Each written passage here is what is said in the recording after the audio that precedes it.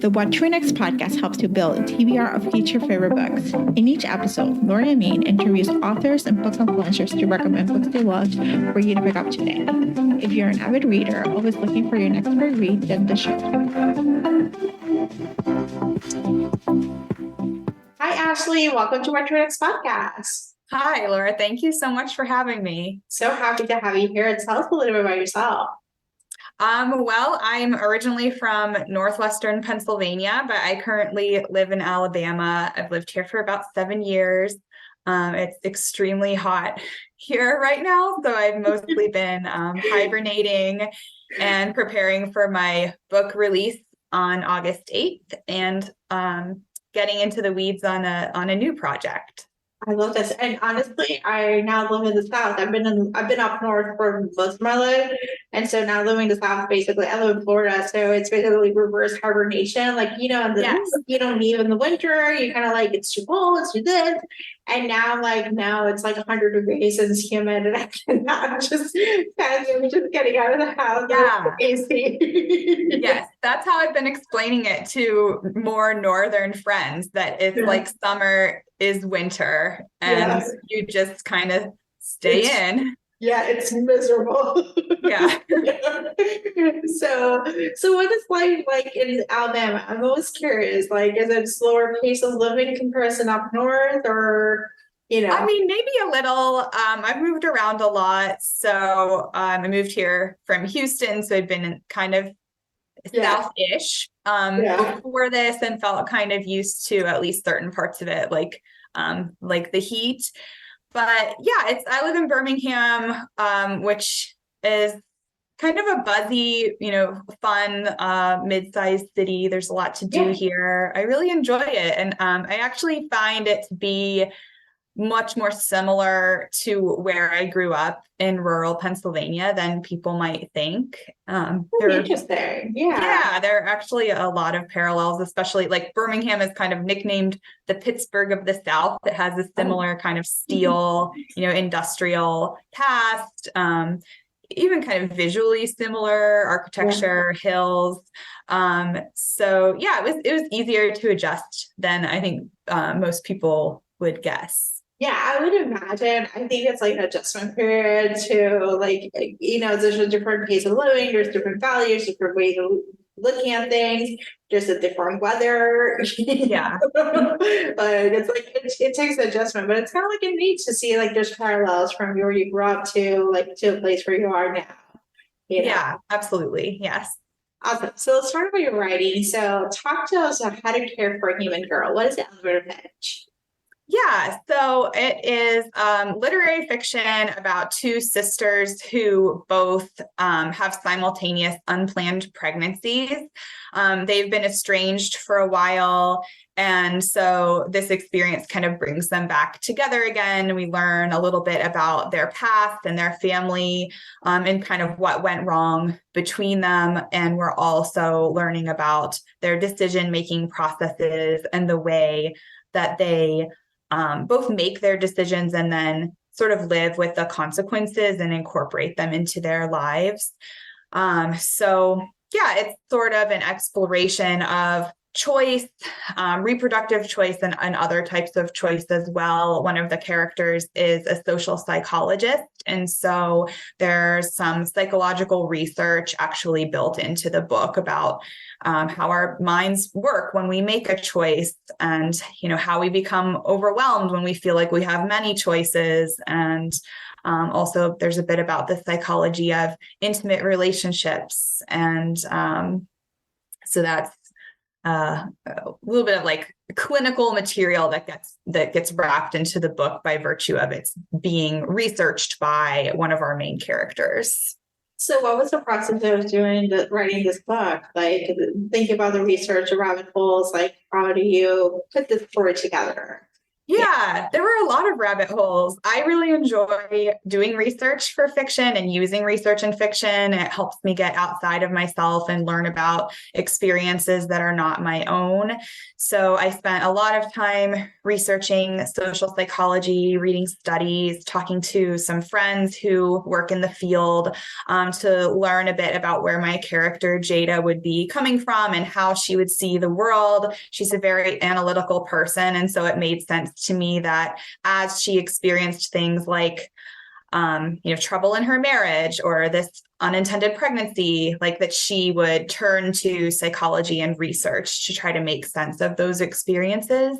Yeah. So I got to take kind of a deep dive into the psychology of choice and decision making. My other main character, Maddie, who's the younger of the two sisters, volunteers at a wildlife rehabilitation center. So I also completed volunteer training at a local wildlife rehabilitation center and got to meet some of their birds and raptors and owls and learn about the experiences that Maddie would have there as a volunteer. So yeah, it's for me, always very enriching and enjoyable to actually learn the things that my characters would know and do the things that they would do and push myself outside my comfort zone as a person as well as a writer. I love this. I love the idea that writing sometimes pushes us outside of our comfort zone and it makes us take risks. Things that we're like, oh, we could never do this. And we're like, oh, maybe my character would do this. Let me give myself into the brain of my character and maybe give it a try. And yeah, exactly.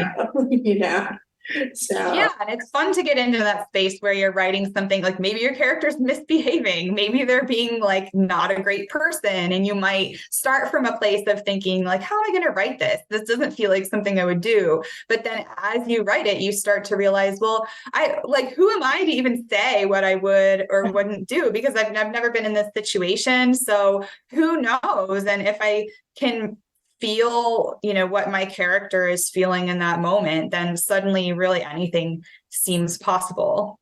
Yeah. And then honestly, you can look at circumstances, you can look at ideas, you can look at, what if and hypotheticals. And it's you can take different twists and turns, and maybe you're on a crossroads and you make a choice, but maybe your character takes the other choice and it's sliding doors and just dominant back and changes everything, So, yeah, right. And I think that's a large part of what the book is about too, is this experience of, when you make a choice, you've made a commitment, but that doesn't mean that psychologically you're not going to still say to yourself, well, what if I had done this other thing? Or what would my life be like if I was still with this other person? Or, how would I be happier? Would things be better? Like that counterfactual thinking process is so human. And I think so very relatable that it was something that I wanted to kind of throw at my characters as they make these very high stakes decisions and kind of surprise themselves. They're definitely also wondering, like, should I have done this other thing? Or what if I had done this other thing?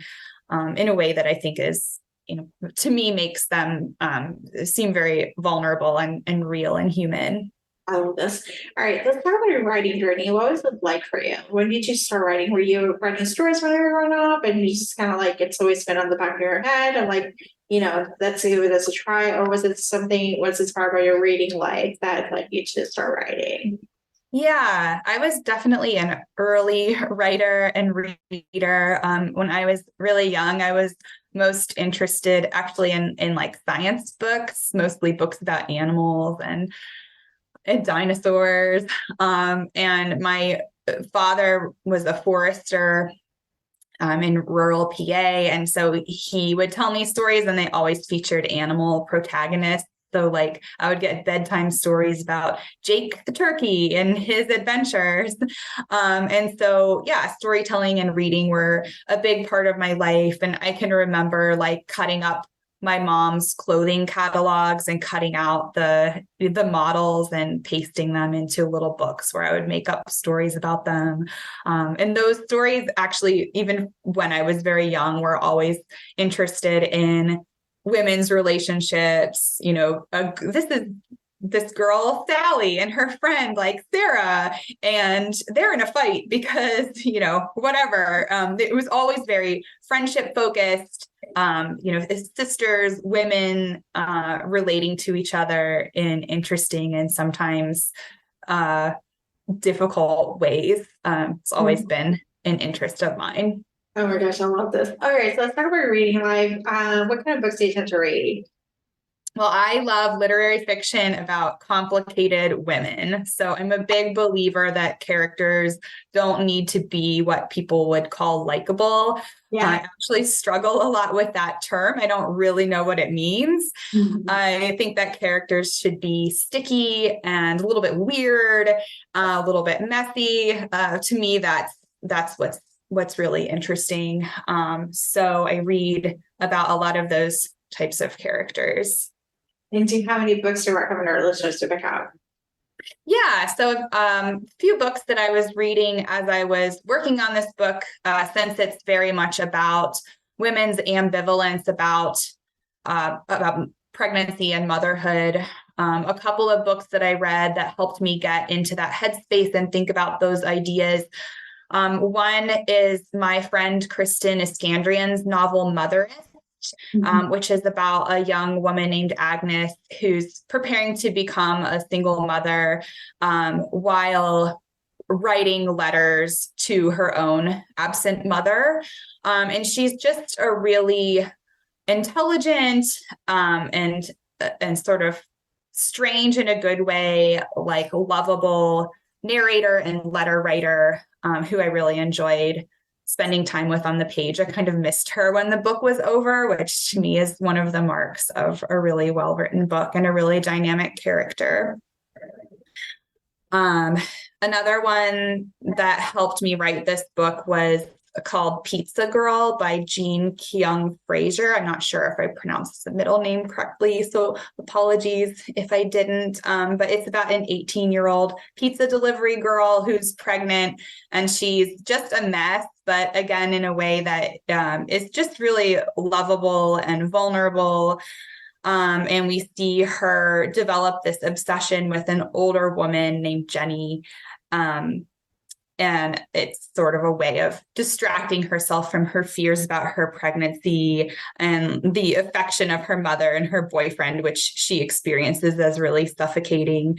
And she's just a wonderful character who you're like worried for, but also, in love with at the same time. I saw a lot of parallels between her and my character, Maddie, who's the younger of the two sisters in my book, who's similarly like adrift and pregnant and confused and has an inappropriate crush, and is also mourning the death of a parent, which is another thing that Pizza Girl and Motheress both include that's also a factor in my novel.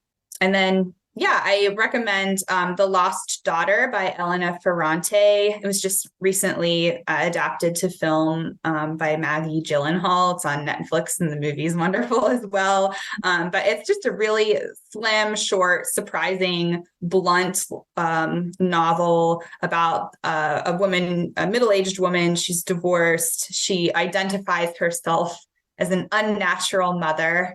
She becomes fascinated by this younger mother that she meets at the beach. And we learn about her past, her family history, her experience of motherhood, her daughters. It's another one that features what a lot of people would consider to be an unlikable character. But one of the things that I love about all of Elena Ferrante's work is that she really explodes these categories of likable and unlikable, and doesn't focus on whether her character's actions are right or wrong, but is, concerned first and foremost with just honoring their complexity. I love this relationship of mothers and likable character, just kind of like a little bit of a complex characters that we dive into their world and just kind of just enjoy that whole journey with it. Yeah. Love this recommendations. Ashley, tell us where you can find you online. On Instagram, I'm at Dr. Bacher. So doctor spelled out with a Bacher at the end. I'm sort of on Twitter, but I'm sort of moving away from that, but I'm at AL Wurzbacher. Yeah, that's me. Thank you, Ashley, for being on the show. Yeah, thank you so much. This was fun.